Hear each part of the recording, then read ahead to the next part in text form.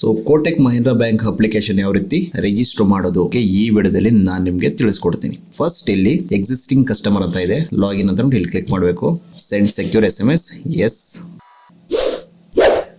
Sim verified ಆದ ನಂತರ ಇಲ್ಲಿ ಕಂಟಿನ್ಯೂ ಅಂತ ಕ್ಲಿಕ್ ಮಾಡಿ. ನೆಕ್ಸ್ಟ್ ಇಲ್ಲಿ ಏನು ಕೇಳುತ್ತೆ ಅಂತಂದರೆ CRN ನಂಬರ್ ಆಟೋಮೆಟಿಕ್ಲಿ ಫೆಚ್ ಆಗಿದೆ ಆ್ಯಂಡ್ ಡೆಬಿಟ್ ಕಾರ್ಡ್ ಡೀಟೇಲ್ಸ್ ಕೇಳುತ್ತೆ.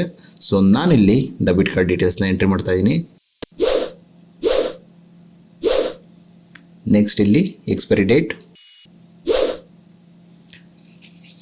CVV number 29. ನೆಕ್ಸ್ಟು ನಮ್ಮ ATM ಪಿನ್ನ ಇಲ್ಲಿ ಎಂಟ್ರಿ ಮಾಡಬೇಕು. ಸೊ ಇಲ್ಲೀಗ ಮೊಬೈಲ್ MPIN ಕೇಳುತ್ತೆ. ಸೊ ಇಲ್ಲೀಗ ನಾನು ಮೊಬೈಲ್ MPIN ಕ್ರಿಯೇಟ್ ಮಾಡ್ತಾ ಇದ್ದೀನಿ. ಸೊ ಫಸ್ಟು ಮತ್ತು ಸೆಕೆಂಡು ಸೊ ಎರಡೂ ಸಹ ಸೇಮ್ ಇರಬೇಕು. ಸೊ ಇಲ್ಲೇನು ಅಂತಂದರೆ ನಮ್ಮ ಡೇಟ್ ಆಫ್ ಬರ್ತು MPIN ಆಗಿ ಕೊಡೋ ಆಗಿಲ್ಲ, ಮೊಬೈಲ್ ನಂಬರ್ ಆಗಿ ಕೊಡೋ ಆಗಿಲ್ಲ. ಸೊ ಅವ್ರನ್ನ ಬಿಟ್ಟು ಬೇರೆ ಏನಾದರೂ ಕೊಡಬೇಕು. ಸೊ ಅದಕ್ಕೋಸ್ಕರ ಈ ರೀತಿಯಾಗಿ ಬಂತು. ನೀವು ಅಷ್ಟೇ ಮೊಬೈಲ್ ನಂಬರು ಅಥವಾ ಡೇಟ್ ಆಫ್ ಬರ್ತ್ನ MPIN ಆಗಿ ಕೊಡೋದಕ್ಕೆ ಹೋಗಬೇಡಿ.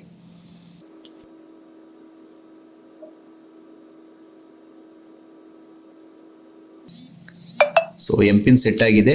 ಆ್ಯಂಡ್ ಇನ್ನೂ ಒಂದೇನು ಅಂತಂದರೆ ಸೊ ಇಲ್ಲಿ ನಮ್ಮ ಪ್ರೊಫೈಲ್ಗೆ ಫೋಟೋನ ಸಹ ಅಪ್ಲೋಡ್ ಮಾಡ್ಬೋದು. ಸೊ ನಿಮಗೆ ಅವಶ್ಯಕತೆ ಇತ್ತು ಅಂದರೆ ಹಾಕಿ, ಇಲ್ಲಾಂದರೆ ಪರವಾಗಿಲ್ಲ ಸ್ಕಿಪ್ ಮಾಡ್ಬೋದು. ಸೊ ನಾನಿಲ್ಲಿ ಸ್ಕಿಪ್ ಮಾಡ್ತಾಯಿದ್ದೀನಿ.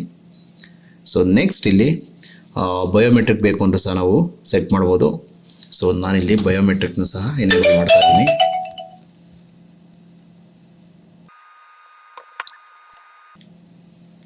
ಸೊ ನೀವೀಗ ನೋಡ್ತಾ ಇರ್ಬೋದು ಅಪ್ಲಿಕೇಶನ್ ಲಾಗಿನ್ ಆಗಿದೆ.